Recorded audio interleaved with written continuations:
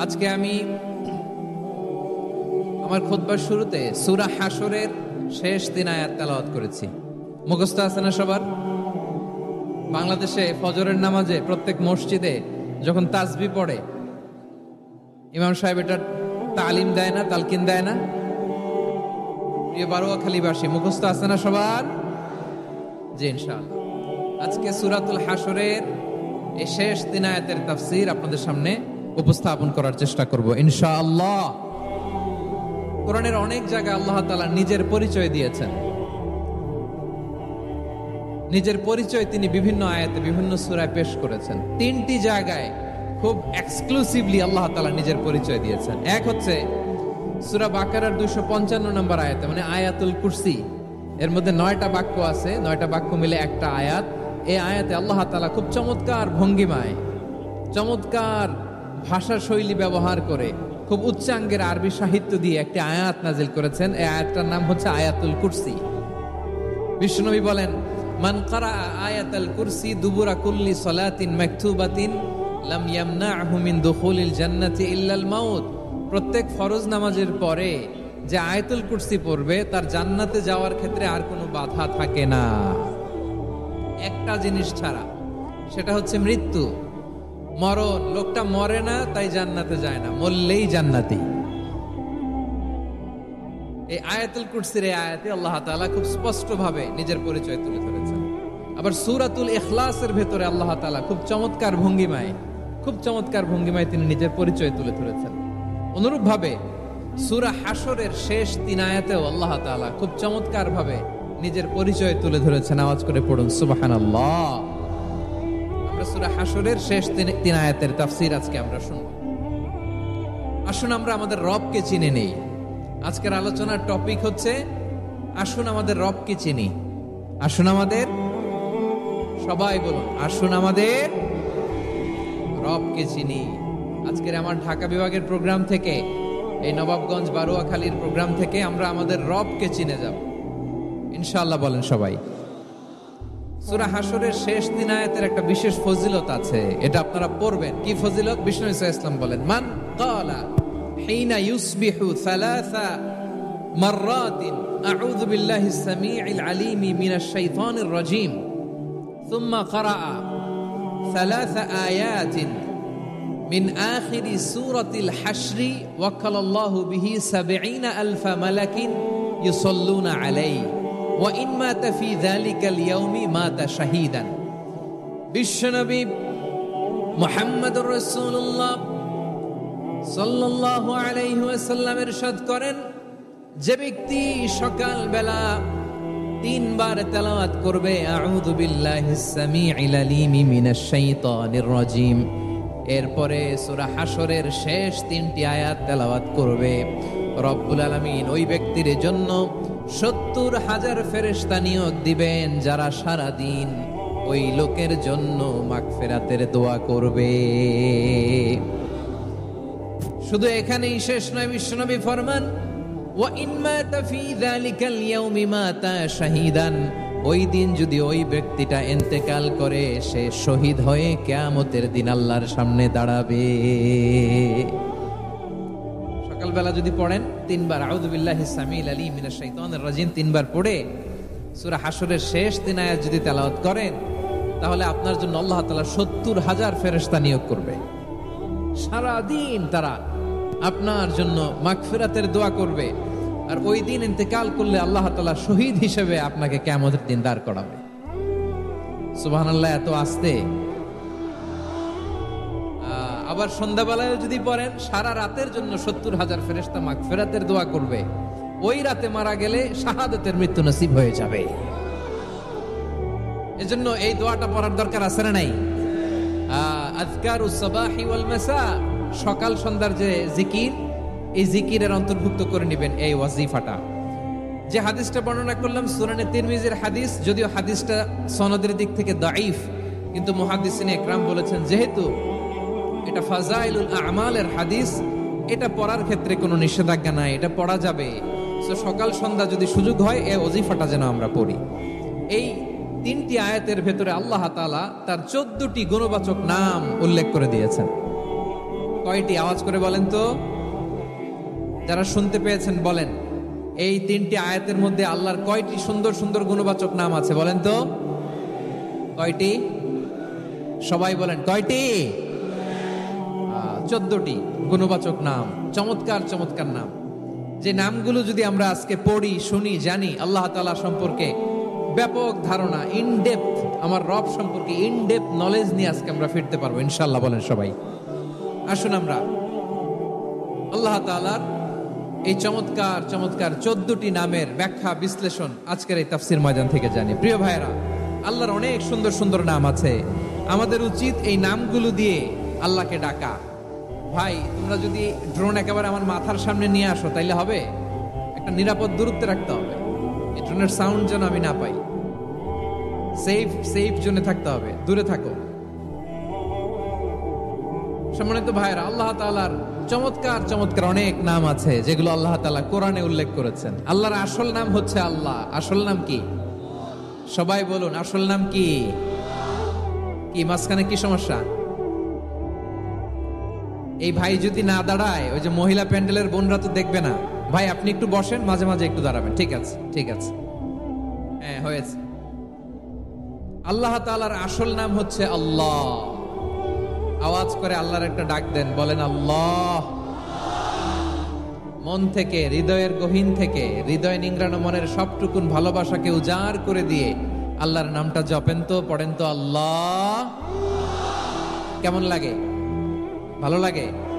এর চেয়ে সুন্দর মধুমাখা নাম, জাদুমাখা নাম আর আছে? দু একজন বলছে নাই। আওয়াজ করে বলেন, এর চেয়ে সুন্দর নাম আর আছে? আল্লাহ নাম যতই জপি ততই মধুর লাগে, নামে এত জাদু থাকে কে জানি তো আগে। আল্লাহ নাম যতই জপি, ও নাম জপে প্রিয়তম, ও নামে জপে মজনু সম, ওই নামে পাপিয়া গাহে হৃদয়ে গোলাপে বাগে। আল্লাহ নাম যতই জপি। আল্লাহু আকবার। এত মধুর নাম আর দ্বিতীয়টা নাই। যতই জপি ততই ভাল লাগে, ঠিক কিনা বলেন? এজন্য রব্বুল আলামিন বলেন, ওয়ালিল্লাহিল আসমাউল হুসনা ফাদউহু বিহা ওয়া যারুল্লাযীনা ইউলহিদুনা ফি আসমাইহি সায়ুজজাউনা মা কানু ইয়ামালুন। আল্লাহ বললেন, আমার অনেক সুন্দর সুন্দর নাম আছে, অনেকগুলো গুণবাচক সুন্দরতম নাম আছে। তোমরা এই নামগুলো ধরে আমি আল্লাহরে ডাকো, আর যারা আমি আল্লাহর নামের বিকৃতি ঘটায় তাদেরকে তোমরা বর্জন করো। আর তারা দুনিয়াতে যা করেছে আখিরাতের ফল তারা ঠিকই পাবে। সুবহানাল্লাহ বলেন। আল্লাহর অনেক সুন্দর সুন্দর নাম আছে, এগুলো ধরে ডাকতে বলা হয়েছে। আর যারা আল্লাহর নামের বিকৃতি করে তাদেরকে বর্জন করতে বলা হয়েছে। আপনি আল্লাহর নামের জিকির যখন করবেন, আপনি আমার আল্লাহর নামের বিকৃতি করতে পারবেন? বারোয়াখালীর ভাইরা বুঝে থাকলে আওয়াজ দেন। আল্লাহর নামের বিকৃতি করা যাবে? আপনি যখন জিকির করবেন স্পষ্ট শব্দে আল্লাহর নামটা বোঝা যেতে হবে। সুবহানাল্লাহ, আলহামদুলিল্লাহ, লা ইলাহা ইল্লাল্লাহ, আল্লাহু আকবার। একসাথে মিলিয়ে করেন অথবা আলাদা আলাদা করেন, অথবা শুধু আল্লাহ আল্লাহ এই নামের জিকিরও যদি করেন স্পষ্ট বোঝা যাইতে হবে। আল্লাহর নামের বিকৃতি করা যাবে, কিন্তু আল্লাহর নামের বিকৃতি করে জিকির এদেশে আছে না নাই? আছে। দেখবেন জিকিরের মধ্যে হুই হুই হুই হুই হুই এরকম করতেছে, আছে না নাই? সবাই মিলে লাফাচ্ছে, দফাচ্ছে, মাথা ঝুলাচ্ছে, আর কি কি যেন বলে। ওইটার মধ্যে আমি আল্লাহর নাম খুঁজে পাই না, এরকম আছে না নাই? হ্যাঁ, হই হই করে কিম্ভূত কিমাকার অদ্ভুত আওয়াজ করে তারা জিকির করে, সেখানে আল্লাহর নাম নাই। এই জিকির আল্লাহর কাছে গ্রহণযোগ্য হবে? আল্লাহ বলেন, ওয়াযারুল্লাযীনা ইউলহিদুনা ফি আসমাইহি, খবরদার আমার নামের যারা বিকৃতি ঘটায় তাদেরকে তোমরা বর্জন করো। এজন্য জিকির যখন করব সুস্পষ্ট ভাবে আল্লাহ তাআলার নাম সেখানে থাকতে হবে, ঠিক কিনা বলেন? আবার আল্লাহ বলেন, যেমন মনে চায় তেমন জিকির তোমরা করো না। ফাযকুরুল্লাহা কামা আল্লামাকুম মা লাম তাকুনু তা'লামুন। তোমরা জানতে না, আল্লাহ তোমাদের জানিয়েছেন কেমন করে আল্লাহর নামের জিকির করতে হয়। যেমন আল্লাহ শিখিয়েছেন তেমন করে আল্লাহরে ডাকো। ঠিক কিনা বলেন? আল্লাহ তাআলা যেমন শিখিয়েছেন তেমন ভাবে আল্লাহ তাআলাকে ডাকতে হবে। ঠিক ওই পদ্ধতিতে আল্লাহ তাআলার নাম যুক্ত হবে। কোন পদ্ধতিতে সেটাও আল্লাহ বলে দিচ্ছেন। আল্লাহ তাআলা বললেন, ওয়াযকুর রাব্বাকা ফি নাফসিকা তাদাররুআন ওয়া খীফাতান ওয়া দুনাল জাহরি মিনাল কওলি বিল গুদুই ওয়াল আসাল ওয়া লা তাকুম মিনাল গাফিলিন। খবরদার, আল্লাহর নামের জিকির করো, আল্লাহকে ডাকো। ফি নাফসিকা, মনে মনে, তাদাররুআন, সবিনয়ে, খীফাতান, ভীত বিহবল চিত্তে, দুনাল জাহারি মিনাল কওল, অনুচ্চ স্বরে, অনুচ্চ আওয়াজে। এভাবে আল্লাহর ডাকলে সেই ডাকা কবুল করে নিবে কে? তাহলে আল্লাহকে জপতে হবে মনে মনে, সবিনয়ে, ভীত বিহবল চিত্তে, অনুচ্চ স্বরে, এভাবে জিকির করতে হবে। বিশ্ব ইসলাম এবং বিশ্বনবীর সাহাবারা ঠিক এই পদ্ধতিতে আল্লাহ তাআলাকে ডাকতেন। তাহলে এই যে আল্লাহ তাআলার সুন্দর সুন্দর নামগুলো আছে, এগুলো ধরে আমরা আল্লাহ তাআলার জিকির করব, তার প্রশংসা করব, তার পবিত্রতা বর্ণনা করব, তাহলে খুশি হবেন কে? বিষ্ণু ঈসা ইসলাম বলেন, আশ-শাইতানু জাসিম আলা কলবি ইবনে আদম। শয়তান বনি আদমের কলবের মধ্যে এরকম খামচি মেরে বসে থাকে। খামচি বোঝেন তো? শয়তান বনি আদমের হৃদয়ে, কলবে খামচি মেরে বসে থাকে। ফাইদা যাকারাল্লাহ খানাসা, যখন মানুষ আল্লাহর জিকির করে শয়তান দৌড়ে পালায়। ওয়া ইদা গাফালা ওয়াসওয়াসা, আর মানুষ যখন অমনোযোগী হয়, গাফিল হয়, শয়তান আবার টেম্পটেশন দেয়, আবার ধোঁকা দেয়, আবার ওয়াসওয়াসা দেয়। এজন্য বিশ্বনবী বলতেন, লা ইয়াজালু লিসানুকা রাতবান মিন যিকরিল্লাহ। সব সময়, প্রতি মুহূর্তে, সর্বক্ষণে তোমার জিহ্বাটা আল্লাহর জিকির দিয়ে ভিজা রাখবা, আল্লাহর জিকির দিয়ে সিক্ত রাখবা। তাহলে কবুল করবে কে? সবাই পড়েন সুবহানাল্লাহ, আলহামদুলিল্লাহ, লা ইলাহা, সুবহানাল্লাহ, আলহামদুলিল্লাহ, লা ইলাহা ইল্লাল্লাহ, লা ইলাহা ইল্লাল্লাহু মুহাম্মাদুর রাসূলুল্লাহ সাল্লাল্লাহু আলাইহি ওয়াসাল্লাম। প্রিয় ভাইরা, আল্লাহ তাআলার অনেকগুলো নাম আছে। আল্লাহ তাআলার এই নামগুলো ধরে তার নাম আমাদের ডাকতে হবে, জপতে হবে। বিষ্ণু ঈসা ইসলাম বলেন, ইন্না লিল্লাহি 99 ইসমান মিআতান ইল্লা ওয়াহিদা। আল্লাহর রয়েছে 99টা নাম, এক কম 100। এক কম, আমরা বাংলায় বলি না যে এক কম 100, মানে আসলে কয়টা? 99টা। বিশ্বনবী বলেন, আল্লাহর 99টা নাম আছে, মিআতান ইল্লা ওয়াহিদা, এক কম 100। মান আহসাহা দাখালাল জান্নাহ, যে ব্যক্তি 99 নাম মুখস্থ করে তার সিনার ভেতরে রাখবে, আল্লাহ তাআলা তাকে জান্নাত দিয়ে ধন্য করে দেবে। এবার বলেন, আল্লাহর নামগুলো জানার দরকার আছে না নাই? এই নামগুলো আমরা জপব, মুখস্থ করব। এই নামগুলো আগে আয়ত্ত করতে হবে। এই নামের যে অর্থ সেটা অনুধাবন করতে হবে। এই নামের যে দাবি সেটা মানতে হবে। সিবগাতাল্লাহ, ওমান আহসানু মিনাল্লাহি সিবগা ওয়া নাহনু লাহু আবিদুন। আল্লাহর রঙে রঙিন হইতে হবে। আমার আল্লাহ দয়ালু, আমরাও দয়ালু হতে হবে। আমার আল্লাহ সহনশীল, আমরাও সহনশীলতার চর্চা করতে হবে। আমার আল্লাহ মেহেরবান, আমরাও মেহেরবান হতে হবে। বিষ্ণু ঈসা ইসলাম আল্লাহর এই চমৎকার সুন্দরতম নামগুলো ধরে ধরে আল্লাহর কাছে চাইতেন। আপনি যখন দোয়া করবেন, আল্লাহর নামগুলো ধরে যদি দোয়া করেন, আল্লাহ ওই দোয়া ফিরায় দেয় না। সুবহানাল্লাহ বলেন। আপনি যদি দোয়ার মধ্যে বলেন ইয়া রহমান, সবাই বলেন ইয়া রহমান, ইয়া রহিম, ইয়া হাইয়্যু, ইয়া কাইয়্যুম।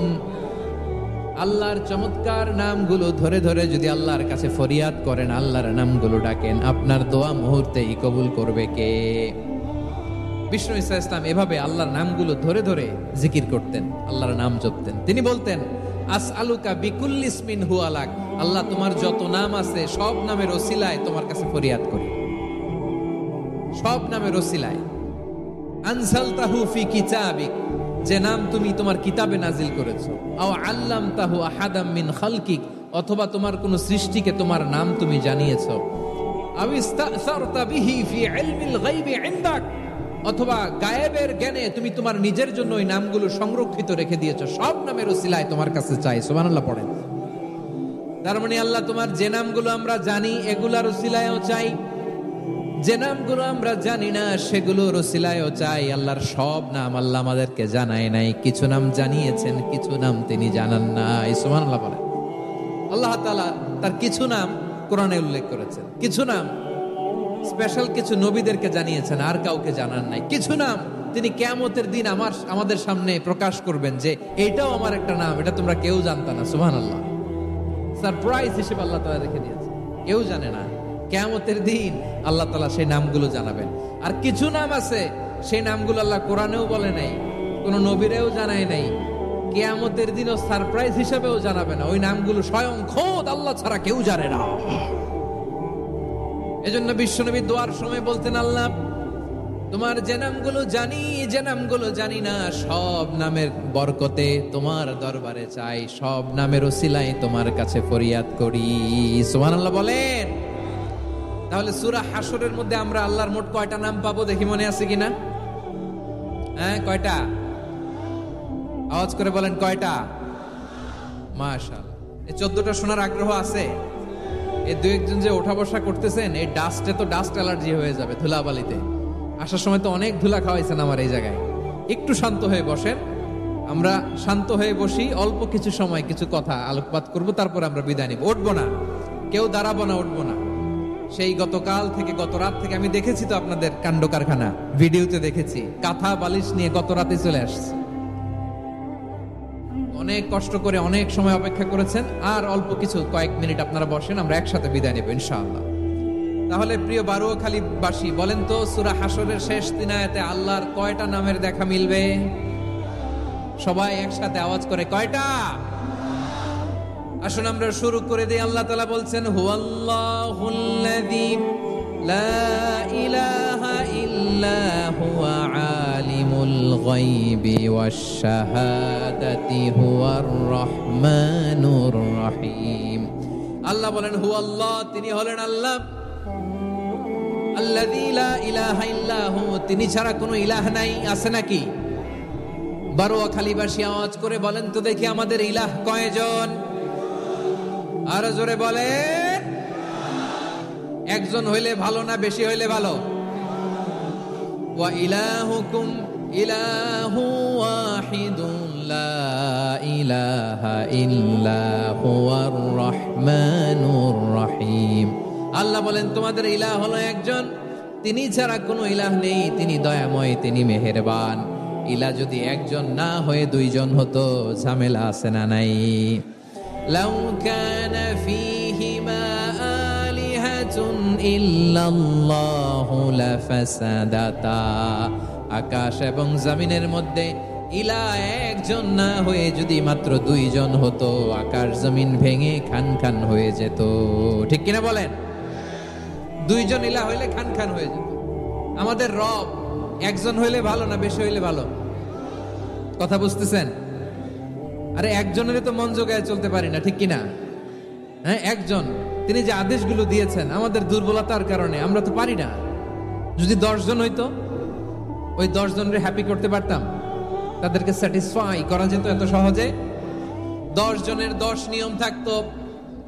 একজন বলতো আমার সেজদা দিবি সকালে, আরেকজন বলবে আমার জন্য নামাজ পড়বি 3 বার, আরেকজন বলবে আমার জন্য যাকাত দিবি এতবার, আরেকজন বলতো আমার জন্য কুরবানি দিবা এতবার। তাহলে আমাদের জন্য কঠিন হয়ে যেত, ঠিক কিনা?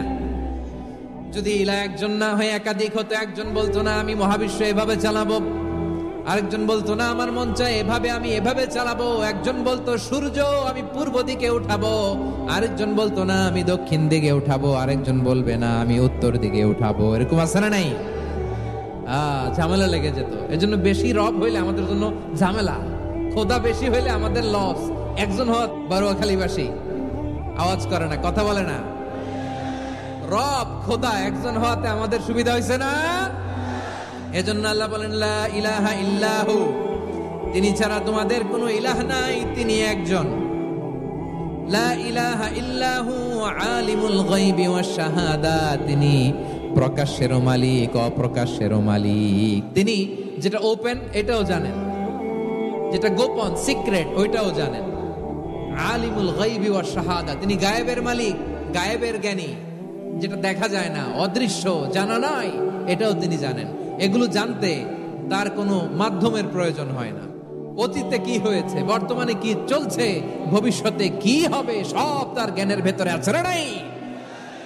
এজন্য আল্লাহ বললেন আলিমুল গায়বি ওয়াশ শাহাদা, তিনি গায়েবের জ্ঞান রাখেন, তিনি দৃশ্য জগতের জ্ঞান রাখেন, তিনি প্রকাশ্য জগতের জ্ঞান রাখেন, তিনি গোপন জগতের জ্ঞান রাখেন। তার কাছে কোনো কিছু গোপন নাই, ঠিক কিনা বলেন? ওয়ার রহমানুর রহিম, তিনি হলেন দয়াময়, তিনি হলেন মেহেরবান। এই যে শুরু হলো 14 নামের প্রথম দুইটা, আর রহমান আর রহিম। ওয়ার রহমানুর রহিম, তিনি হলেন the most gracious, the most merciful, তিনি দয়াময়, তিনি অতিশয় মেহেরবান। সুবহানাল্লাহ বলেন। তার দয়ার কোনো শেষ নাই, তার মায়ার কোনো শেষ নাই। আল্লাহ, তাহলে 14টা নামের মধ্যে কয়টা পাইলাম? একটা কি? আর রহমান। বারোখালীবাসী বুঝে থাকলে আওয়াজ করে বলেন, প্রথমটা কি? 2 নাম্বার আর রহিম। আওয়াজ করে বলেন 2 নাম্বার। আওয়াজ করে সবাই গলা ছেড়ে দিয়ে উত্তর দেন তো, প্রথম নামটা কি? দ্বিতীয় নামটা? আর রহিম। রহমান আল্লাহর one of the major names, আল্লাহর মৌলিক নামগুলোর মধ্যে গুরুত্বপূর্ণ একটা নাম হচ্ছে রহমান। গুরুত্বপূর্ণ নাম কি? রহমান, দয়ার সাগর, মায়ার সাগর। রহমানুন ফিদ দুনিয়া ওয়া রহিমুন ফিল আখিরা। এই দুনিয়ার জন্য আল্লাহ রহমান, দুনিয়াতে আল্লাহ সবাইরে দয়া করে, কাফিররেও করে, মুসলিমরেও করে। আর আখিরাতের জন্য তিনি রহিম, সেখানে কাফির মুশরিকদের জন্য আল্লাহর পক্ষ থেকে কোনো দয়া থাকবে না। চিল্লায় বলেন ঠিক কি না? এজন্য আল্লাহ বললেন আমার মৌলিক একটা নাম হলো রহমান। আল্লাহর পরে অন্য কোন নাম দিয়ে যদি তোমরা আমার নাম প্রকাশ করতে চাও, জপতে চাও, ডাকতে চাও, তোমরা রহমান নামে ডাকো। রব্বুল আলামিন ইরশাদ করেন, কুলিদুল্লাহ আউদিউর রহমান আইয়াম্মা তাদউ ফালাহুল আসমাউল হুসনা। আমাকে আল্লাহ নামে ডাকো, কিংবা আমি আল্লাহকে রহমান নামে ডাকো, যে নামেই ডাকো না কেন আমার আছে অনেকগুলো সুন্দর সুন্দর নাম। যে নামেই ডাকো আমি শুনি, ডাকলেই আমি সাড়া দেই। সকালে ডাকলেও সাড়া দেই, দুপুরে ডাকলেও সাড়া দেই, মাঝ রাতেও যদি আমরা বিপদে পড়ি, ডাকলে আমাদের ডাকে সাড়া দেয় কে? সবাই বলুন তো, সাড়া দেয় কে? আবার বিশ্বনবী যখন মক্কায় দাওয়াত দিচ্ছিলেন, তিনি মাঝে মাঝে আল্লাহর নাম বলছিলেন, মাঝে মাঝে তিনি রহমান নাম বলছিলেন।